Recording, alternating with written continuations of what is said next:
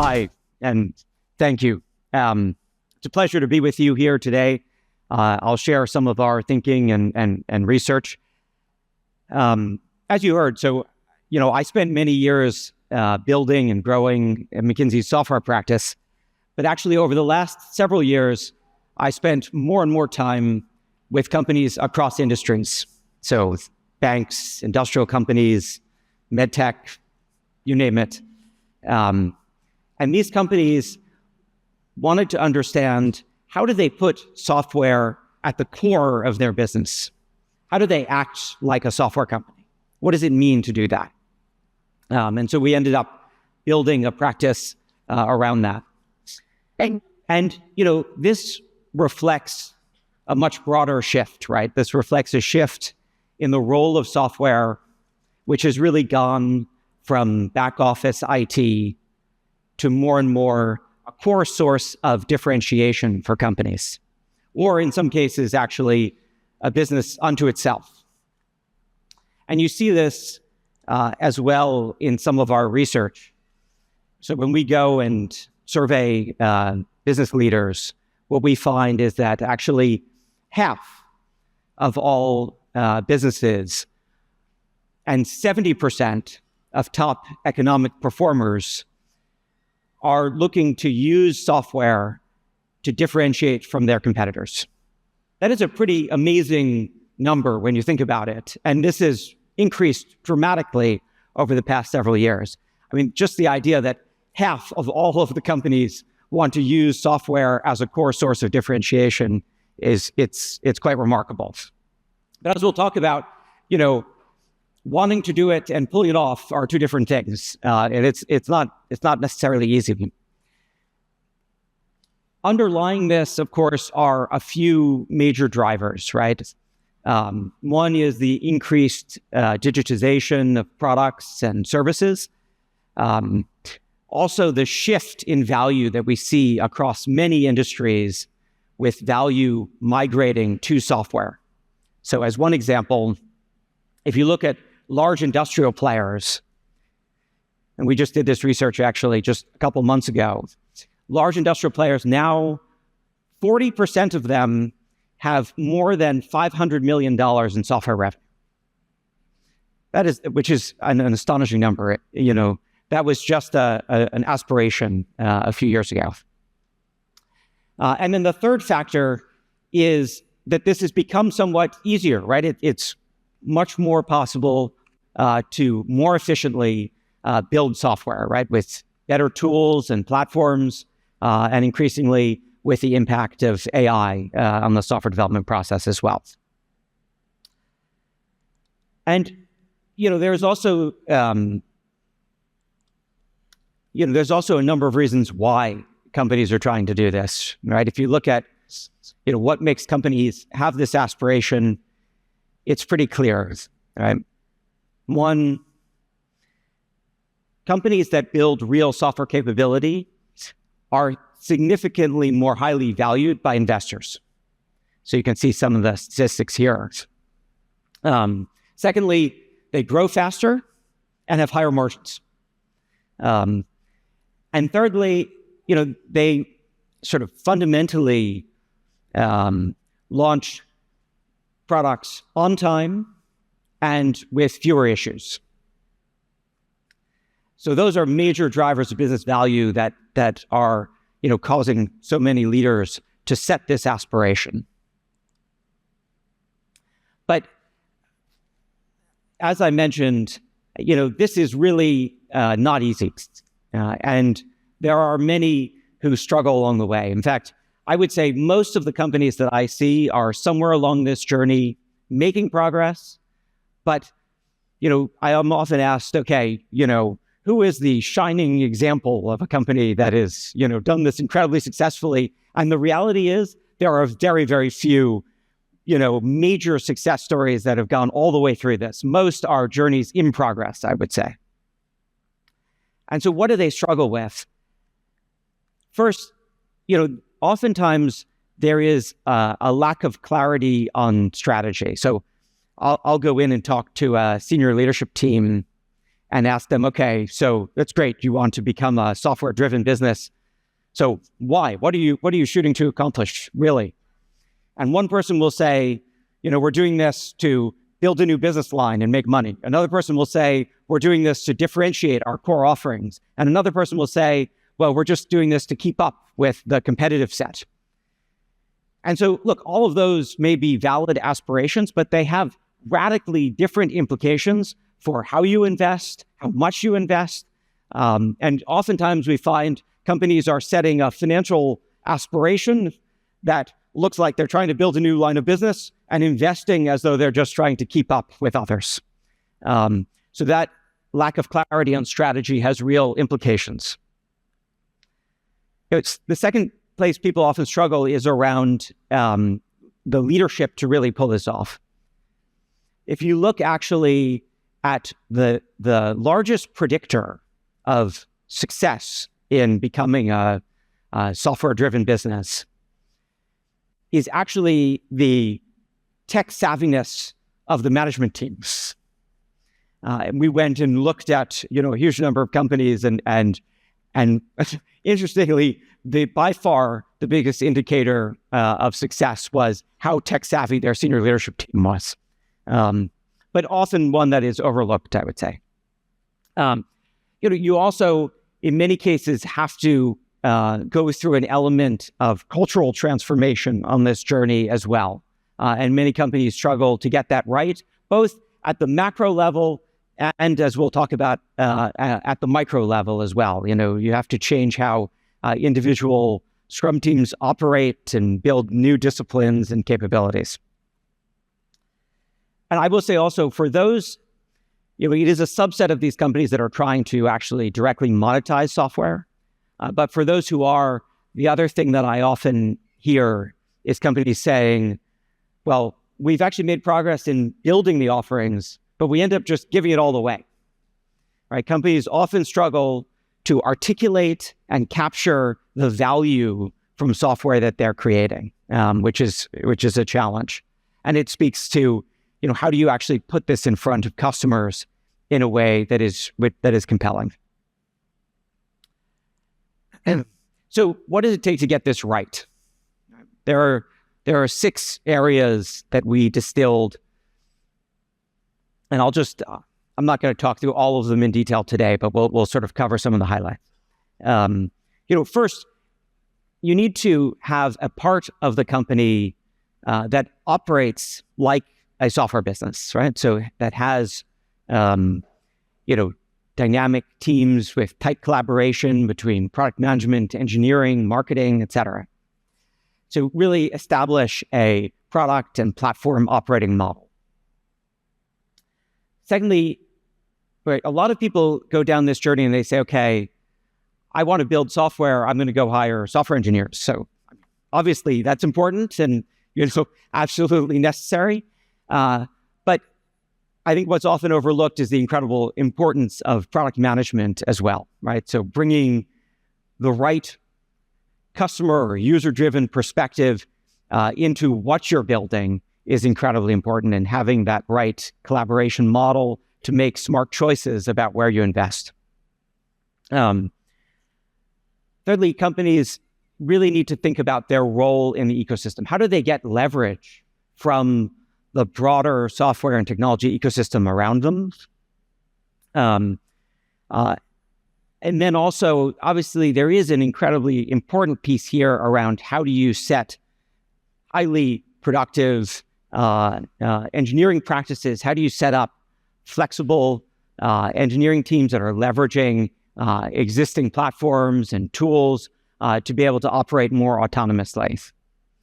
And then I would say also, there, in addition to operating like a software company, you need to have a part of your company that has a software culture, right? Because oftentimes where companies fall down is that they may go acquire some of the right talent, buy a company, or, pay enough money to attract some good software talent, but retaining them is dependent on having the right culture. And so you need at least a part of the organization that has a software culture. And that is I think that's one of the trickiest pieces of this to get right. And then where you are monetizing software, there is a go-to-market aspect to this as well, right? And in that space, I would say generally, the more distinct a software go-to-market capability you can build, the better. There are often limitations because you're selling to existing customers, you're selling a solution where software is a part of it, not the whole thing. But the more distinct and separate a software go-to-market capability you can build, the better and more successful you'll typically be. So we'll just double-click on a few highlights of this. So, when we talk about a platform and product operating model, this is sort of the set of elements that we're talking about, right? So, we're talking about fundamentally, about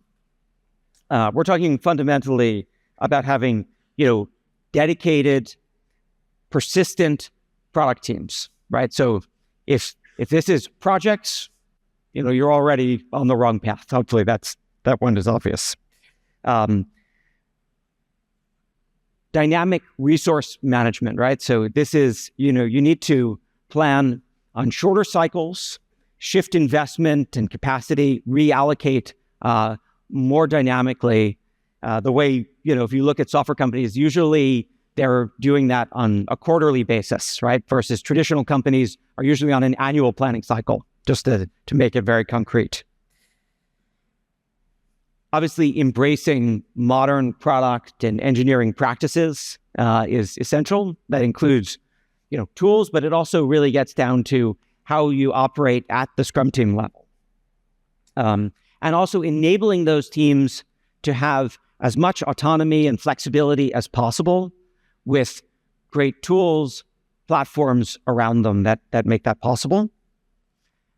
And then more and more, this is also about infusing AI into this process, right? And embracing an AI-driven product development lifecycle.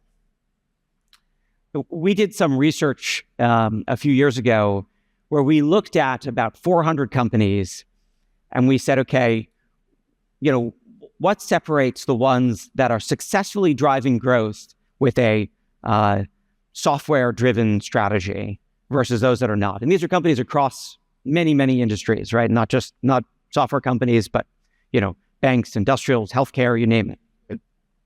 What we found was actually there were 4 factors that stood out. And I think I just mentioned these because they're a bit infused into these elements here. Number 1 was culture.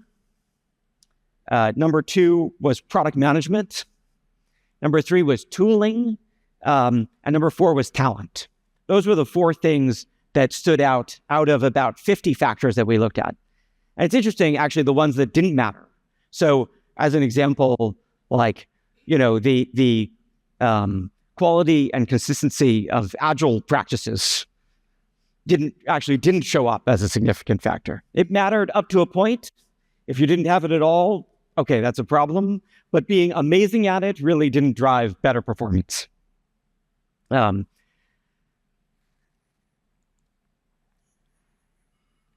so, if you look at some of the areas that that companies sometimes struggle with out of that list, I'll just highlight a couple. One is about investment across the life cycle.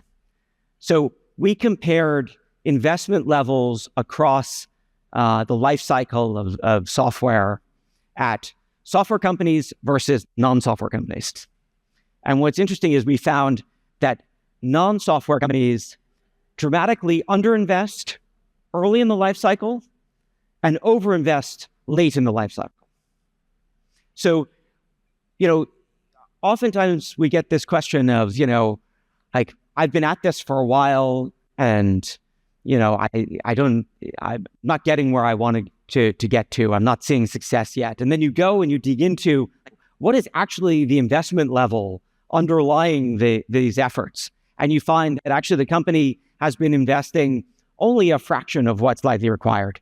Everybody loves what a software business looks like once it's, more mature, but there is an enormous process of investment building up to that over a period of years that's required to get to that maturity stage.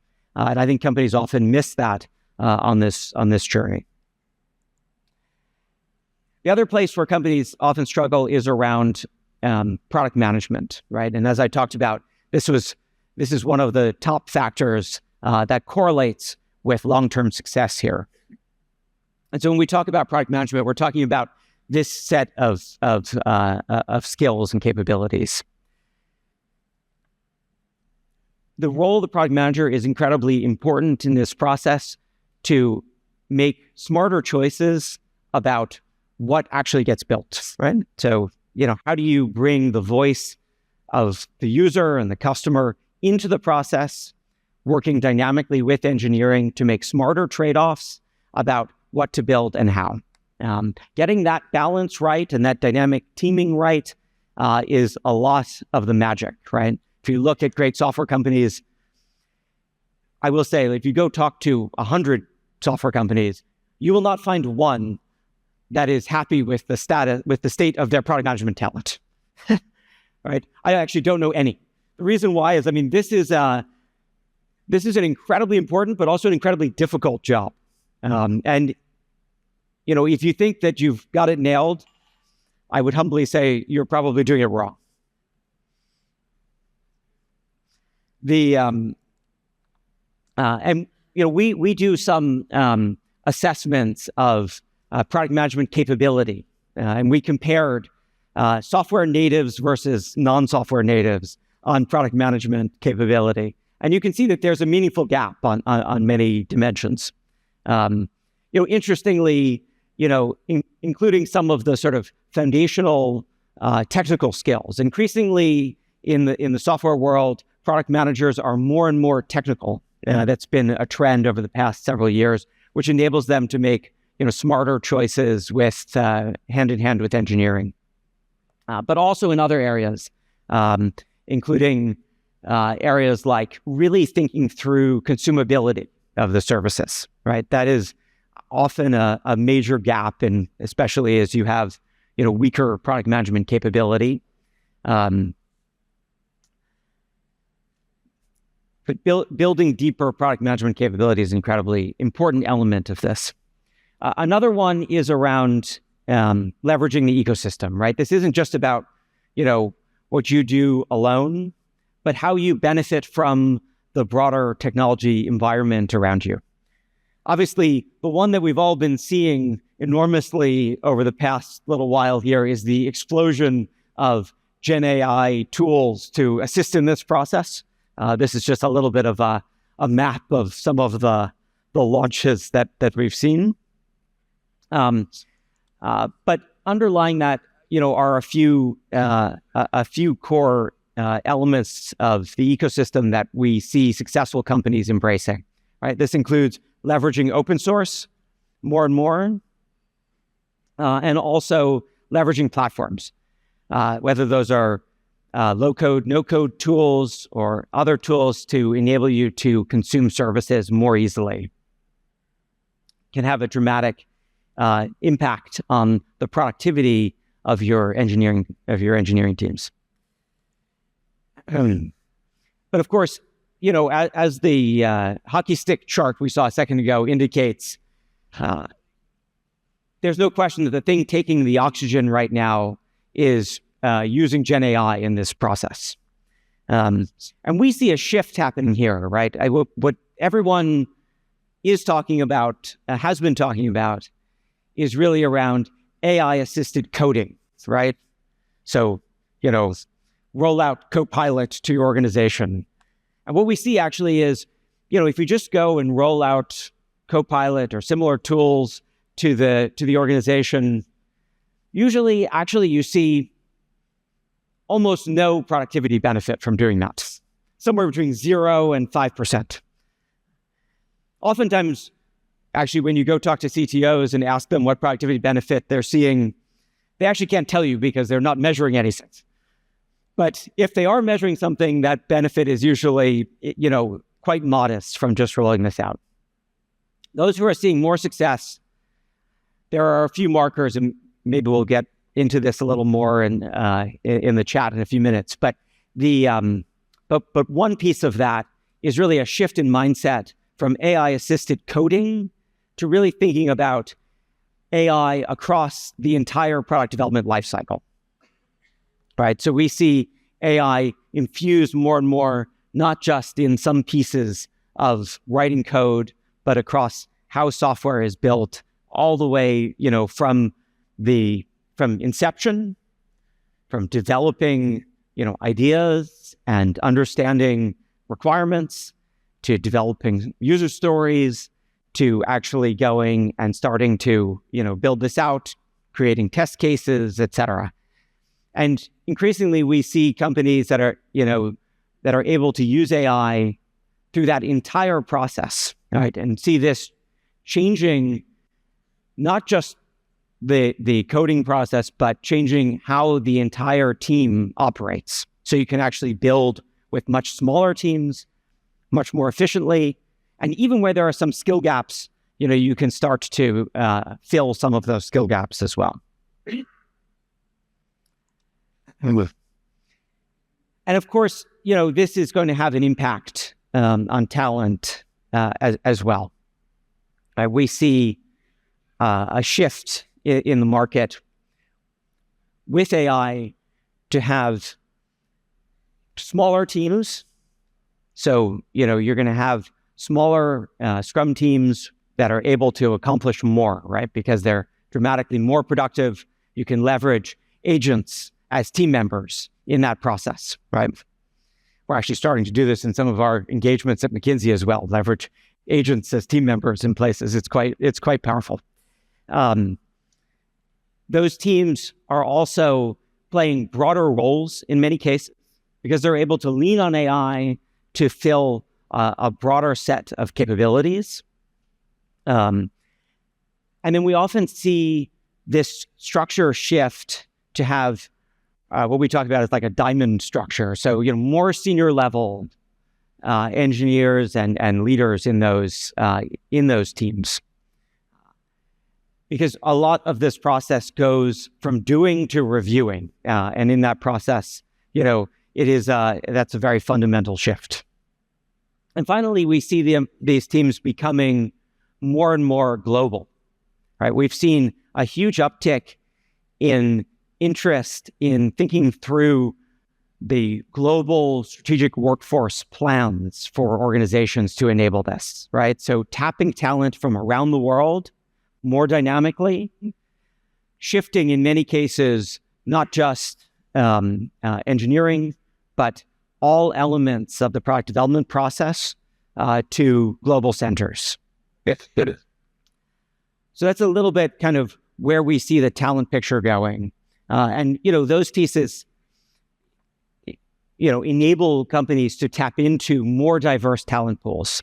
And if you go talk to folks who've been on this journey, I would say a lot of people in the beginning say, well, how am I ever going to get the talent to do this? But actually, when you talk to leaders who've been on this journey for a while, in the article that was mentioned, for example, we interviewed a whole set of CEOs and business leaders who had been on this journey pretty successfully for quite a while. And actually, for them, talent is usually not really the obstacle. Because if you build the right workforce plan with the ability to tap into talent pools, right? If you're just fishing in Silicon Valley, yes, that's very hard.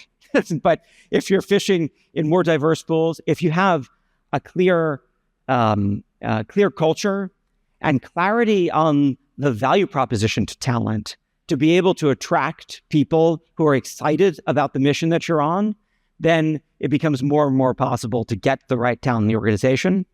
And as you see here, what you need is ultimately, not enormous numbers of, you need smaller teams with higher skill to really pull this off. Finally, I would just say, this is a quote from one of those leaders that we interviewed. I quite like this quote because, it talks to sort of the fundamental change that this adds up to, right? Fundamentally, this changes the culture of the organization, right? And he talks about this idea that, it's not just IT or just the technology team that feels like they're technologists that are part of this journey anymore. It actually is a huge portion of the company that is transformed and that is part of this journey. That's true, I would say, culturally, but more and more, and in their case, in a very concrete way, it's also true because more of the organization is actually empowered to build things. And by exposing easier tools and APIs, they're actually enabling a broad set of sort of citizen developers in their organization to unlock further innovation, even beyond what the core technology team is driving. So I think that's an inspiring marker of what success looks like on this journey. So with that, get a bit of a sense of what it takes to go on this journey, and I will say it is not easy, but the returns, as we saw, for those who go through it successfully, are quite substantial. So, thank you.